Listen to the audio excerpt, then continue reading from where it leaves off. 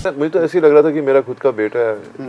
उस दिन जब अगस्त में 20 अगस्त को जब हमने पूरे कास्ट को शोकेस करवाया और शो को शाहरुख ने इतने प्यार से इंट्रोड्यूस किया पूरी दुनिया को, it was a very special moment. क्योंकि मैं समझ सकता हूँ वो इमोशन क्योंकि मेरे भी बच्चे हैं, वो भी इस इंडस्ट्री में आना चाहते हैं।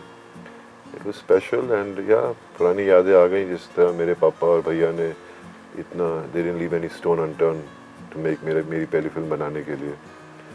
तो आई थिंक शाहरुख भी, मतलब कोई बाप, हर बाप अपने बेटे के लिए इतनी जान दे सकता है, and I think that's so special. सबको इनको क्या टिप्स दिया आपने? टिप्स तो नहीं, मैं इनसे खुद समझ रहा हूँ आजकल ज़िंदगी को कैसे जीते हैं। इनका तरीका, इनके समझ, इनकी जो ये चाहते हैं और क्या सोच है उसके पीछे, इनसे बातें करता हूँ तो सुनता रहता हूँ। सब में इतनी फायर है, सब इतना कुछ करना चाहते हैं, और मैं बस इनको यही समझाता रहता हूँ कि आप थोड़ा सा कंट्रोल में रहो। कभी कभी क्या होता है कि इंडस्ट्री के बाहर समझ में नहीं आता आप क्या कहना चाहते हैं, तो थोड़ा सोच समझ के आपको जीना पड़ता है। पर ये part of being in the show business होता है, वो तो हम खुल के जी नहीं सकते क्योंकि हर मोमेंट हमारा कैप्चर हो जाता है कहीं ना कहीं। उससे ज़्यादा मैं क्या कहूँ, इनकी परवरिश इनके माँ बाप ने इतनी अच्छी की, सब की। They're such well brought up kids that it's so nice to see this young generation which has no attitude. They're very down to earth and सब चाहते हैं कि बस दिल से काम करें और जितनी मेहनत डाल सकें काम में उतनी डालते हैं ये। So it's really great to work with the whole cast. जब आप आर्यन को एज ए डायरेक्टर मिले और जब सेट पे गए, कोई एक खास बात जो आर्यन के बारे में आप कहना चाहें? उसके अंदर की जो आग है वो इट्स अमेजिंग। जो कन्विक्शन है उसके अंदर एज अ डायरेक्टर, और जिस तरह से वो लगा रहता है, मतलब he is just obsessed in a good way about being a director, how to create. और इतना एक्सपीरियंस फर्स्ट टाइम किसी डायरेक्टर में मैंने देखा नहीं है कि इतना मैच्योर है वो, और कैसे उसने सब कैरेक्टर्स को हैंडल किया है, पूरी शो को बनाया है। I mean, hats off to him. He's just incredible. शब्द नहीं है कि किस तरह मैं एक्सप्लेन करूं कि कितना अच्छा है वो, और एज ए इंसान कितना अच्छा है वो। पहली बात तो वो है, उनकी मतलब इतने प्यार से उनको बड़ा किया, लेकिन इतने वेल बिहेव्ड हैं बच्चे, और ही इज सो टैलेंटेड। मैं ज़्यादा बोलूँगा तो मुझे अभी इतना तारीफ कर रहा हूँ उसकी, मेरे को लगता है नज़र ना लग जाए। बस बहुत बोल लिया मैं, बस फिंगर्स क्रॉस आप सबको ये शो पसंद आए। 18 सितंबर को आ रहा है नेटफ्लिक्स पर। जब ये सीरीज आपको ऑफर हुई तो आपका पहला रिएक्शन क्या था? जब हम किल की शूटिंग ही कर रहे थे, मैं और राघव, जब इसका ऑडिशन हमारे पास आया था, तो जब मैंने सीन पढ़ा जो आपने ट्रेलर के अंदर देखा भी है, जो मैं कहता हूँ कि सितारे तो बहुत है लेकिन आसमान सिर्फ एक, वो सीन मुझे ऑडिशन के लिए आया था। और जब मैंने वो सीन पढ़ा तो एक ताल्लुकात मुझे का एहसास हुआ। मुझे ऐसा लगा कि यार ये तो शायद मैं ही ऐसे बात कर रहा हूँ, मैं ही ये जज्बा लेके जब मुंबई शहर में आया था तो यही सेम जज्बा था मेरे अंदर, सेम आग थी। तो सडनली ये कनेक्शन फील हुआ, पहले तो मटेरियल के साथ, फिर बाद में मुझे आई थिंक बताया गया था कि ये आर्यन का डेब्यू होने वाला है, ये शाहरुख सर भी इन्वॉल्व हैं, तो बहुत ही अलग लेवल की एक्साइटमेंट थी। ये वो बात थी जो मैं सबको चिल्ला के बताना चाहता था, लेकिन इतनी खास थी कि मैंने अपने अंदर दबा के रखी उस चीज़ को। मैंने कभी कभार आपको लगता है नज़र ना लग जाए, कि नज़र लग जाएगी तो शिट ऐसा ना हो कि निकल ना जाए आपके हाथ से। तो मैंने कहा यार ये बहुत बड़ी बात है, लेकिन बहुत सब चिल्लाने का मन कर रहा है कि सबको बताऊं कैसा कुछ हो रहा है, लेकिन इसको जब तक मटेरियलाइज ना हो जाए, जब तक कि कॉल ना आ जाए, जब तक वो दस्तखत ना हो जाए कॉन्ट्रैक्ट पे, तब तक इसको अंदर ही रखते हैं अपने। तो बहुत ख़ास पल था वो मेरे लिए।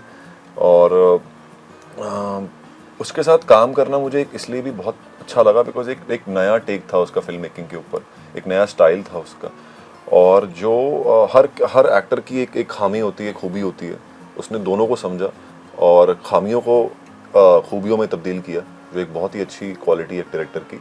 और जैसे सर ने बोला कि जो उसकी परवरिश है, जो उसकी पैदाइश है, वो इतनी उम्दा है कि ऐसा लगता नहीं था कि वो इतने बड़े स्टार के सुपुत्र हैं।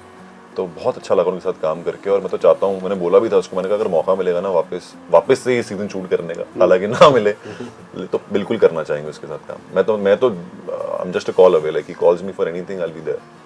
जो आसमान सिंह एटीट्यूड कैरी कर रहा है पूरे सीरीज में, जो ट्रेलर वगैरह में देखने को मिल रहा है, वो बहुत हद तक शाहरुख खान से भी मैच करता है, सुपरस्टार का एटीट्यूड। क्या कुछ उनके साथ कुछ सीखने को मौका मिला, या ऐसी कोई रेफरेंस आपने लिया, या आपने आर्यन को फॉलो किया?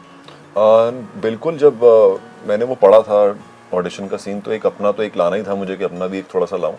बहुत सारे इंटरव्यूज में सर के पहले भी देखता ही था, सर के जब वो बोलते थे कि I am here to rule, I am not here to compete, तो जो एटीट्यूड सर का है, ग्रेगेरियस था, एकदम निडर जो एटीट्यूड सर का था, वो मैं बहुत नोटिस किया। प्लस जो एक आर्यन का डायरेक्शन जो उसके ऊपर आया कि थोड़ा बॉयिश रखते हैं, थोड़ा ये रखते हैं, तो सबका ही मिश्रण था और वो एक आसमान बन गया फिर बाद में। और आसमान सिंह का जो अपने मैनेजर के साथ एटीट्यूड है, वो जो शाहरुख सर का पूजा के साथ दिखाई देता है, उसमें कितना आप मैनेजर को डांटते हैं या बहुत प्यार से रखते हैं? हाँ?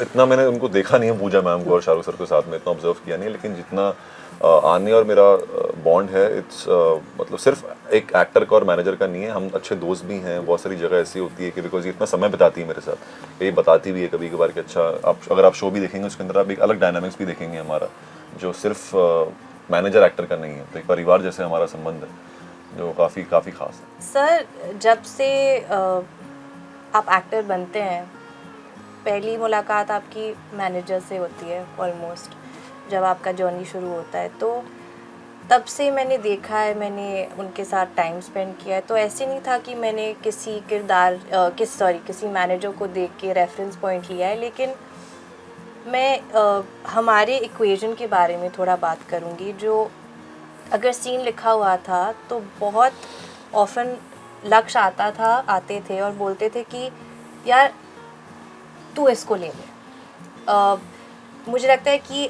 इफ़ यू से दिस, वो बेटर जाएगा सीन के लिए। तो मेरा एक्सपीरियंस ऑफ स्क्रीन इनके साथ बहुत, राघव के साथ भी बहुत ही ज़्यादा मज़ेदार और इजी था, and I felt very supported as an actor. Manoj sir थे, लक्ष्य था, राघव थे, मेरे ज़्यादातर सीन्स इनके साथ है, that's why I am talking about that specifically. But बहुत ही सपोर्टिव कास्ट थी, you never felt out of place, and I think that's, इसलिए मुझे इतना आसान लगा मेरा किरदार निभाना। आपके मैनेजर को कितनी सुविधा होगी आपके इस किरदार के बाद? आपके उनसे संबंध कैसे मैं रहेंगे? आपको एक चीज़ बताऊंगी कि ये देखकर सारे मैनेजर्स को अपनी जो स्टाइल गेम है वो थोड़ा अप करना पड़ेगा, क्योंकि मैं बहुत स्टाइलिश मैनेजर हूँ। सुपर। आपने जो टेलर लॉन्च पे शाहरुख खान को होल्ड कराया, वो क्या है भाई? आप एक्टिंग तो कर नहीं रहे थे, वहाँ तो सब लॉन्चिंग हो रही है, और शाहरुख सर जिस तरह से, जितने हम्बल तरीके से आप सबको स्टेज पे इंट्रोड्यूस कर रहे थे, वो उनके बड़प्पन को दर्शाता है। तो आपका जो बिहेवियर था सेट पे, वो कैसा था, थोड़ा बताएं। सर नहीं, वो दरअसल मुझे बोला जाता है कि वो करना है स्टेज पे, ओके। और वो एक्टिंग ही होती है, लेकिन वो मैं थोड़ा नेचुरल टाइप कोशिश करता हूँ कर दूँ, और वो वैसा हुआ। और मुझे बोला गया था कि थोड़ा आप सर को इग्नोर करोगे, और मुझे आर्यन नहीं बोला था, तो मैंने वो वैसे ही किया। मुझे इस चीज़ का मुगालता था बहुत कि भाई मुझे वो बुरा मान जाएंगे, तो मैंने कहा ये बोलते बोलते आर्यन ने, मेरे डायरेक्टर ने तो बोला ये करना है, लेकिन मैं इसके बीच में जो अपना जो मेरी क्रिया है, जो सर के साथ मैं करता हूँ, जो पैर छूता हूँ उनके हमेशा जब मिलता हूँ, सभी के छूता हूँ मैं, जो मेरे सीनियर्स हैं, तो मैंने वो करते करते वो कर दिया, और वो बहुत मज़ा आया उसमें, बहुत मस्ती थी उसमें। एक मेरी ये थोड़ा शैतान भी हूँ मैं सर के लिए, तो वो भी उन्होंने दिखाया। बीच में हम इधर उधर चले भी गए थे थोड़ा, मगर सर के साथ हमेशा मेरा बहुत ही मज़ेदार एक्सपीरियंस रहता है सालों से, जब भी मैं उनके, बिकॉज मेरे लिए बहुत बड़ी इंस्पिरेशन है वो, as an actor, as an artist, और एज अ ह्यूमन बीइंग भी, कि तुम कैसे अगर देख पाओ सपने और वो अचीव हो जाए, बिल्कुल हो सकता है। क्या लग रहा है, आप सेट हो गए? नहीं सर, सेट तो कभी नहीं होऊंगा मैं, सेट में कभी नहीं होऊंगा सर, क्योंकि मैं बहुत ज़्यादा, बहुत ही विभिन्न तरह की मेरी जर्नी रही है, बहुत ही ऐसा नहीं है कि एक ही टाइप का मैं जर्नी रही है। मैं बैक डांसर था, वहाँ से फिर डांसिंग में गया, फिर वहाँ से मैं शो में गया, फिर होस्टिंग की, फिर बहुत 25 तरह की चीज़ें की है सर मुंबई में, फिर जाके अब ये वही सब एक्सपीरियंसेस की वजह से आई थिंक मैं एक्टर बन पाया हूँ सर।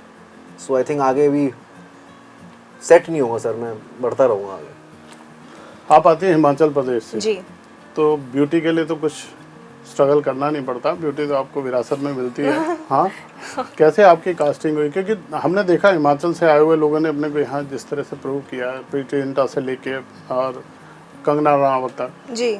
आप कहाँ देखती हैं अपने आप को इस सीरीज़ के बाद? क्या पोजीशनिंग दिखती है आपको? मैं यही कहना चाहूँगी कि अभी तो शुरुआत है, मैं होपफुली इससे मतलब I have a long way to go, और बहुत अच्छा काम करना चाहूँगी मैं, और हाँ, मैं ये कहना चाहूँगी जिनका आपने नाम लिया, कंगना जी, प्रीति जिंटा, ये बचपन से ही मैं इनसे काफ़ी इंस्पायर होती थी एंड मैं बहुत प्राउड फील करती हूँ दैट मैं हिमाचल से हूँ and I can represent Himachal today. बहुत मस्ती खो रहे थे मैं और लक्ष्य दोनों ऐसे हैं, तो हम लोग बहुत मस्ती करते थे, तो ऐसा बुली नहीं करते थे, लेकिन हाँ ये है कि बहुत मस्ती खो रहे हैं, कुछ प्रैंक कर लिया, ये कर लिया, तो वो दोनों की आदत है, क्योंकि 1-1.5 साल आप शूट कर रहे हो किसी शूट में। तो क्वेश्चन वापस आपसे पूछता हूँ जी। दूसरा, इस सेट की सबसे यादगार चीज़ क्या है जो आपके साथ रहेगी हमेशा? हर पल ही यादगार था, क्योंकि हम जब भी सेट पे जाते थे आर्यन को कोई ना कोई नया आइडिया मिला होता था।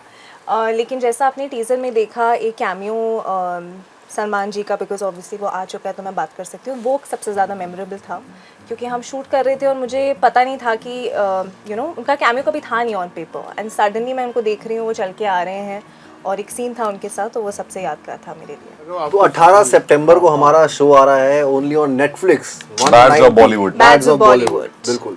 थैंक यू, हमसे बात Thank you, करने sir. शुक्रिया। Thank you you. Sir, thank you.